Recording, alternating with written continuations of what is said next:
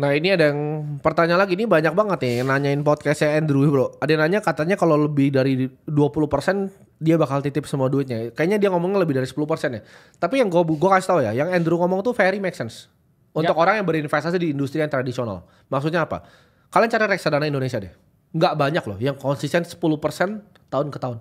Karena memang tidak mudah bro, dengan uang yang besar. Setuju.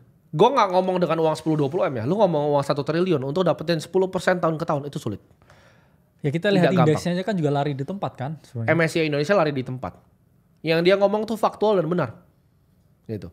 Apakah gampang untuk dapat 20% tahun ke tahun? Tidak. Itu world class, itu kelas dunia bro. Untuk 20%. Konsisten ya. Ya bisa kalau duit kalian ngomong, 10 juta ya. 10 triliun. Kalau trader forex modal 100 juta bisa. Iya. Tapi kalau mainnya 1 triliun di liga yang besar, beda gamenya gitu. Liquidity-nya beda, barangnya bisa dibeli beda. Ketika lu udah pegang fund 5 triliun nih di saham Indo, investable universe-nya sisa 10, sisa 5 sorry. Iya. Atau semua mungkin 70% beli BCA. Ya. Karena lu lihat reksadana nih ketika udah besar nih ya. Gua gak ngomong asal manajemen ya. Misal kita ngomong lah mau Batavia, mau Sukor, mau Shalendra. Kalau misalnya AUM-nya udah besar, itu pasti ntar ada format yang nge-indexing. Lu gak bisa pure nyari alpha kan? Yang beda dari indeks karena gak ada barangnya. Di negara ini tidak ada barang karena dari 12.000 triliun yang ada di IHSG, 1.000 triliun itu punya BCA. Dari fakta itu kalian udah gak bisa deny gitu loh.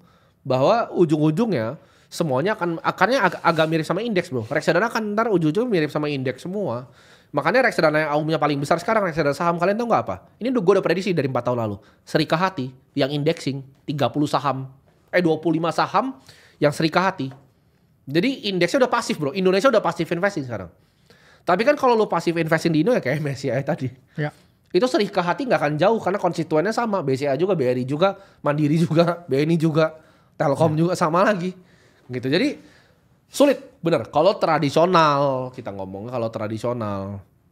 Tapi kalau kita lihat di market kripto, apakah ada yang lebih dari 10% 20%? Ya simple, Bitcoin kan lebih. Ya. ARR-nya udah lebih gitu. Tapi kalau pebisnis itu punya pemikiran beda karena pebisnis itu bisa muter duitnya 50% tahun ke tahun. Ya. 100% bahkan 120%. Sedangkan kalau investor nyari 20%-nya itu udah kelas dunia. Ya. 20% dengan capital besar. Kita ngomong capital besar ya. 20% tahun ke tahun itu udah world class. Iya. 10% tuh udah jago. Pakai duit orang apalagi ya. Apalagi pakai duit orang. Iya. Yang kayak bisa lebih like. Itu kita hormat yang bisa bikin hedge fund. Karena mungkin kita gak bisa. Mungkin gue gak punya kapasitas ya ketika gue dititip sama duit itu 10 triliun nih. Ya. Gue gak punya kapasitasnya untuk kelola. Makanya gue cuma suka main di kolam kecil gue sendiri. Gitu. Iya. Jadi jawabannya memang gue belum punya kapasitas seperti Warren Buffett 1 triliun dolar dia loh. Ya. Warren Buffett itu bukan kelola hartanya 160 bilion, itu kepemilikan saham dia di Berkshire. Uang yang dikelola tuh 1 triliun. 1 T USD ya. Bayangin loh 1 T USD gue mulai taruh di mana pun nggak paham bro. Iya, ya makanya kita lihat pun juga Buffett dan Munger ya. Ya dengan perusahaan cangkangnya kan juga banyak berinvestasi di Cina kan. Iya, lewat Lilu Karena emang Fund, Himalayan Fund. Ya udah nggak ada alfanya di US, dia mau beli apa Nvidia kan? Ya, udah yang udah kayak over value. Iya. Dan ya jawabannya pun juga at some point ya bisnis hedge fund udah bisa mungkin ya nggak generating return lagi karena mereka udah kayak saling spionan bro begini kayak itu kayak apa ya main point blank tapi antar player lihat posisinya di mana. Ya betul. Sulit. Jadi sulit banget kelola uang dengan size yang besar. Kenapa? Karena liquidity-nya itu selalu akan bertambah dan human capital yang mengelola atau yang running the equity itu menurut saya terbatas. Betul. Kalau kita misalkan gini, inilah ya. Mau kita mentokin di apa sih sektornya? Misalkan teknologi. Ada equity besar, ya ratusan bilion. Oke, invest di AI. At some point AI naik nih.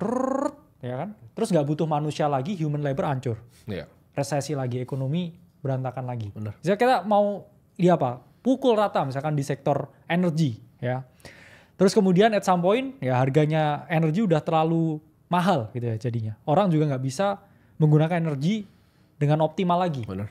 Terjadi krisis lagi. Jadi memang di dunia ya dan juga di keuangan atau di ekonomi ya teman-teman harus paham nggak bisa menyenangkan semua orang. Betul.